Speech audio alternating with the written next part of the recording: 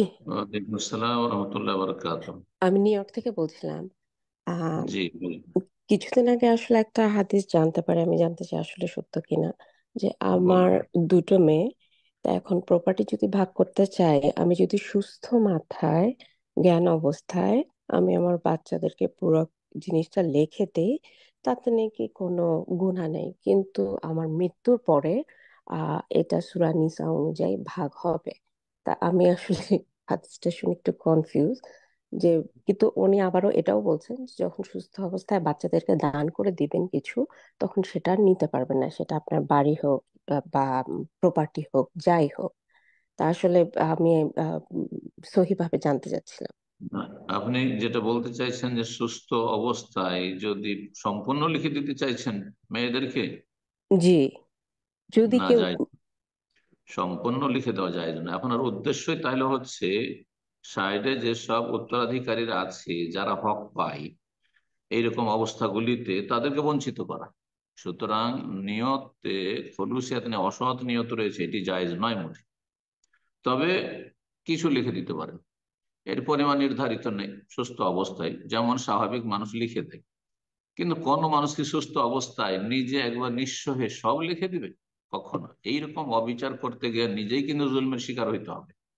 হতে পারে মেয়েগুলো ভালো চরিত্রের হলো না, জামাই অসৎ চরিত্রে, তারপরে সমস্ত প্রপার্টি নিয়ে গেল, আর আহ বৃদ্ধাশ্রমে শেষ পরিণাম যেতে হইলো, হ্যাঁ, আর লাঞ্ছিত হইতে হইলো, বাড়ি থেকে বের করে দিচ্ছে। অনেক মা বাবাকে বাড়ি থেকে তাড়িয়ে দিচ্ছে ছেলে মেয়েরা, এসব দেখেন না সোশ্যাল মিডিয়াতে?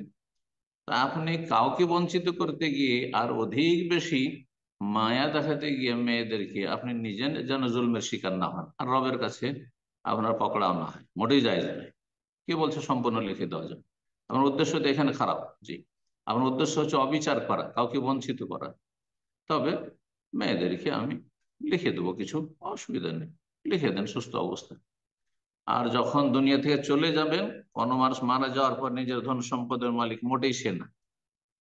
আর আগে থেকে, হ্যাঁ, অবিচারমূলক ওসিয়ত করাও জায়েজ নয়, যে আমার মেয়েরাকে এতটা দিয়ে দিও, তো অতটা দিয়ে দিও, সব দিয়ে দিও, না, জায়েজ নয়। আল্লাহ যে ভাগে ভাগ করে দিয়েছেন সেই ভাগে সন্তুষ্টি প্রকাশ করতে হবে, এবং সেই ভাবেই ধন সম্পদ ভাগ হবে। মহান আল্লাহ সূরা নিসা বলছে, ইউসিকুমুল্লাহু ফি আওলাদিকুম লিযাকারি মিসলু হাযিল উনসায়াইন। যদি ছেলে সন্তান আর মেয়ে সন্তান থাকে, তাহলে মেয়েকে মেয়ের দ্বিগুণ দিবে ছেলেকে, লিযাকারে ছেলে সন্তানকে দেবে মিসল হাজিল উনসাইন, দুই মেয়ের সমান। তার মানে এক মেয়ে এক ছেলে, তাহলে আপনি দুই ভাগ দেবেন আপনি ছেলেকে, আর এক ভাগ দেবেন মেয়েকে। এক কথা, মেয়ের দ্বিগুণ পাবে ছেলে, কারণ মেয়ের চাইতে ছেলে সন্তানের খরচ খরচা দায় দায়িত্ব বেশি। আল্লাহর বিধান বড় হিকমত রয়েছে। ফাইন কোনা নেশান ফাওকাস না তাই নেই, কিন্তু যদি শুধু কন্যা সন্তান থাকে, ছেলে সন্তান নেই, দুই বা দুইয়ের বেশি, তাহলে ফালাহুন্না ষোলোসা মা তারাক। জি, যা পরিত্যক্ত ধন তার দুই তৃতীয় অংশ পাবে। দুই তৃতীয় অংশ। তাহলে আপনার ধন সম্পদের বা আপনার স্বামীর বাপ মায়ের যারই হোক না কেন, অনেকে আবার ভুল বুঝে, মায়ের সম্পদে মেয়েদের হক বেশি আর বাবার সম্পদে ছেলেদের হক বেশি, এরাও অজ্ঞ, এরা দিনের কিছুই জানে। জি, ভুল কথাই। তো বাপের হোক অথবা মায়ের হোক, যদি দুই বা তার বেশি মেয়ে থাকে, তাহলে দুই তৃতীয়াংশ, তাহলে এক তৃতীয়াংশ, ওয়ান থার্ড যে থেকে গেল, এটা অন্য অন্যরা পাবে।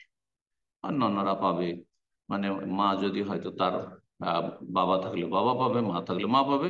আজ বাবা মা মারা গিয়ে থাকে আগেই, তাহলে ভাই বোনেরা পাবে, ভাই বোনেরা পাবে।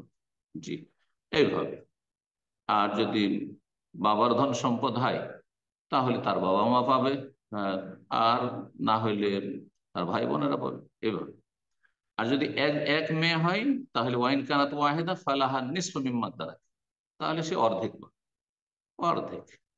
আর বাকি অর্ধেক অন্য অন্য পাবে। আল্লাহ যেভাবে ভাগ করেছেন তার উপর সন্তুষ্ট থাকা ফরজ, সেই বিধান সাদরে গ্রহণ করা, ওই সাল্লিমু তাসলিমা, সিল নত করে মেনে নেওয়া ফরজ। আর তাতে হিল্লা বাহানা করা যে আমি সব লিখে দিয়ে চলে যাবো, এটা মোটেই যায় না। জি, আল্লাহ তাআলা আলাম।